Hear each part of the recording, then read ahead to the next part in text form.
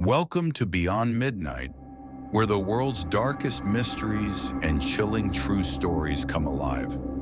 Tonight, we step away from the shadows of urban legends and journey back in time, over 2,000 years, to a world where the lines between life and death were not so clearly defined. We know the holiday is Halloween, a night of candy, costumes, and carefree fun. But behind the masks and laughter lies a history steeped in fear, a tradition born of firelight, ghosts, and a desperate plea for survival. We believe we are celebrating something playful and spooky. But what if we are, in fact, still honoring the ancient, terrifying truths that gave this night its very name? What if the things that go bump in the night are not just stories, but a primal fear passed down through generations? This is the true history of Halloween and the ancient horrors that live on just beyond midnight. Our story begins in the misty rolling hills of ancient Ireland, Scotland, and Wales, among a people known as the Celts. For them, life was a cyclical journey tied to the changing seasons, a rhythm of planting and harvesting, of light and darkness. Their year was divided into two halves, the bright half beginning in summer and the dark half beginning in winter. And the transition between these two halves was marked by a festival of immense importance and profound terror. Samhain, pronounced Samhain. Samhain, celebrated on the night of October 31st, was the Celtic New Year. It was the night the harvest was over, the crops were stored, and the world prepared for the long, cold darkness of winter. But it was far more than a simple seasonal change. It was believed to be a liminal time, a sacred, thin moment when the barrier separating the living world from the world of the dead was at its most fragile. The veil, as they called it, was so thin that spirits could cross over with ease. This meant that the souls of those who had died during the past year were able to return to their earthly homes. For the most part, these were benevolent spirits, the cherished ancestors, coming back for one night to visit their families and loved ones. But with them came the malevolent and mischievous spirits, the restless, the angry, and the wicked. These were the ghosts of the malevolent dead, the vengeful fairies, and other dark entities from the other world. It was a night of great significance and even greater danger. The very air was filled with a spiritual energy, a silent hum of unseen entities walking among the living.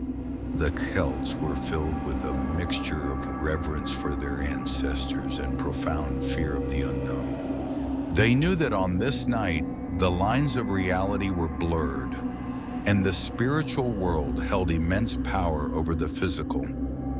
To navigate this terrifying, spirit-filled night, the Celts developed rituals to protect themselves and their homes. These traditions, born of fear and spiritual necessity, are the direct ancestors of our modern Halloween customs. The most important ritual was the lighting of massive bonfires. The word itself, bonfire, comes from bone fire, as animal bones from the harvest feast were thrown into the flames. These massive pyres served a dual purpose. They were meant to ward off evil spirits and also to cleanse the land and its people. As the bonfires blazed, the villagers would extinguish the fires in their own hearths and rekindle them from the communal pyre, a symbolic act of renewal and unity. The fire's light was believed to be a spiritual barrier, and its smoke a cleansing agent, protecting the village from any malevolent forces that might wander in from the dark. And then there were the costumes. Today we wear costumes for fun, but for the Celts, it was a matter of survival. They would don frightening animal skins, heads, and other disguises to fool or mimic the spirits that roamed the earth. The logic was simple. If a malevolent spirit encountered you, they would either mistake you for one of their own and leave you alone, or they would be so frightened by your disguise that they would flee. It was a form of protective camouflage, a way to blend in with the supernatural traffic on this chaotic night.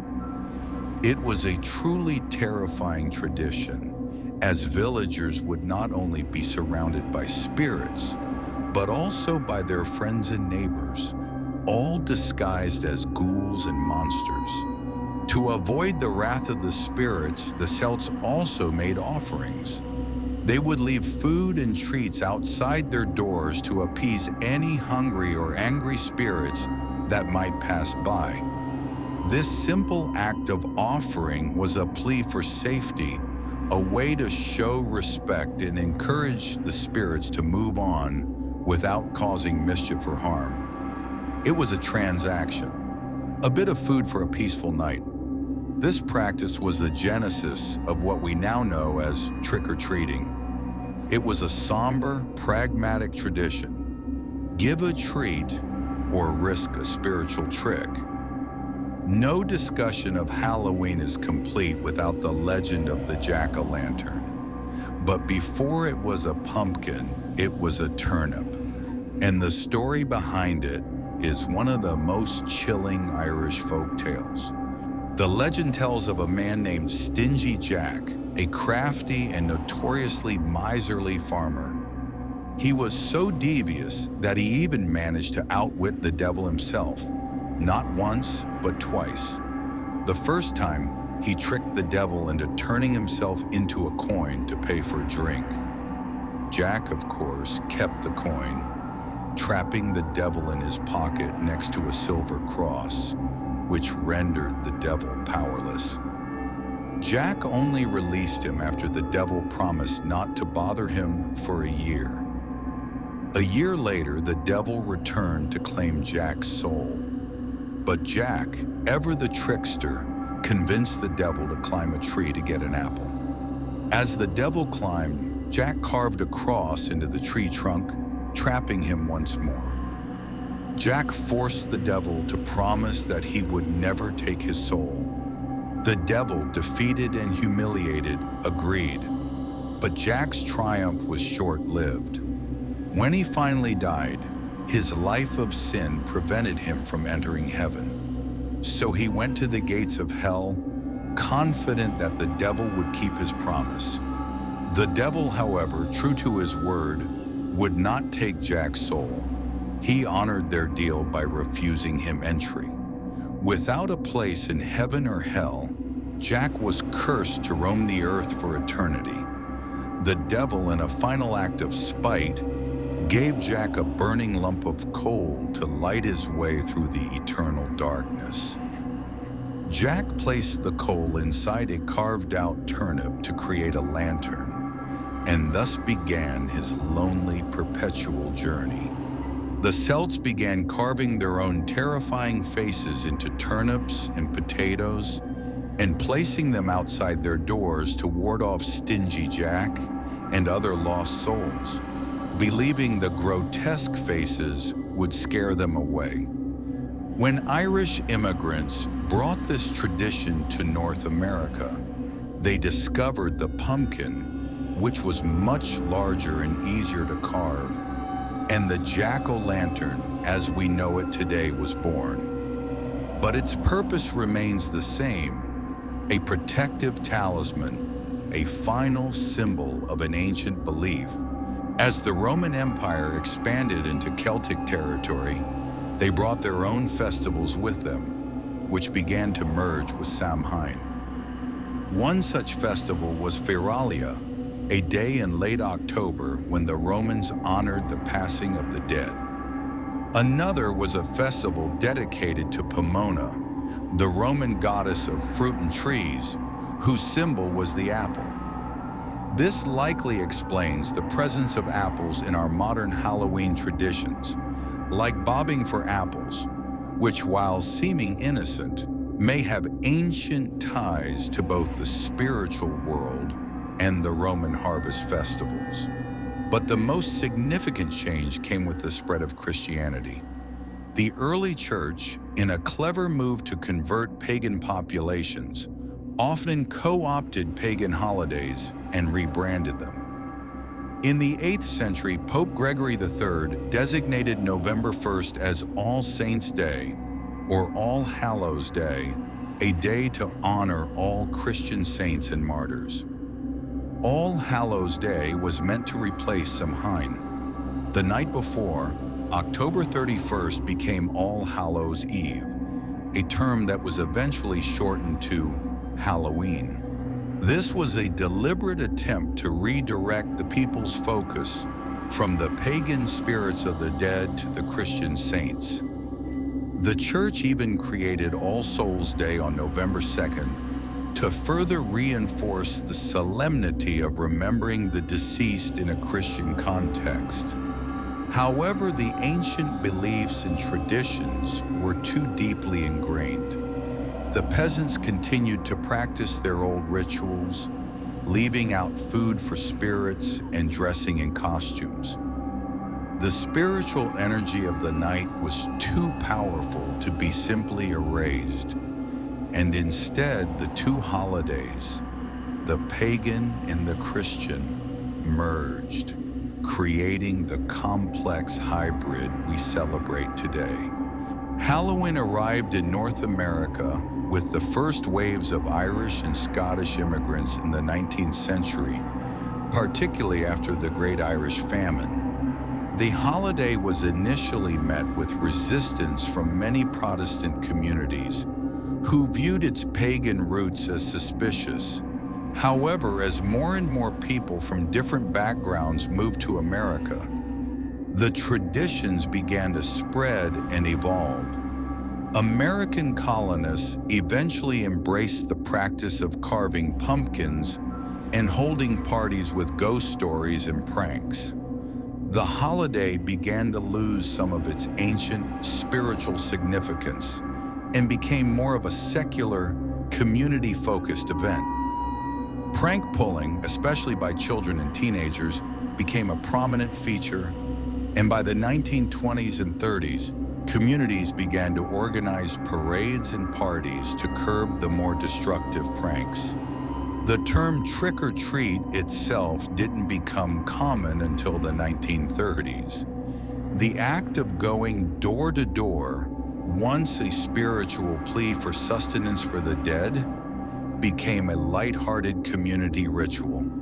The kids would show off their costumes and get a treat, and the homeowners would be spared a mischievous trick. The modern American Halloween, a blend of ancient folklore, religious observance, and secular fun, was officially born. So, as we celebrate Halloween today, we are doing more than just putting on costumes and handing out candy.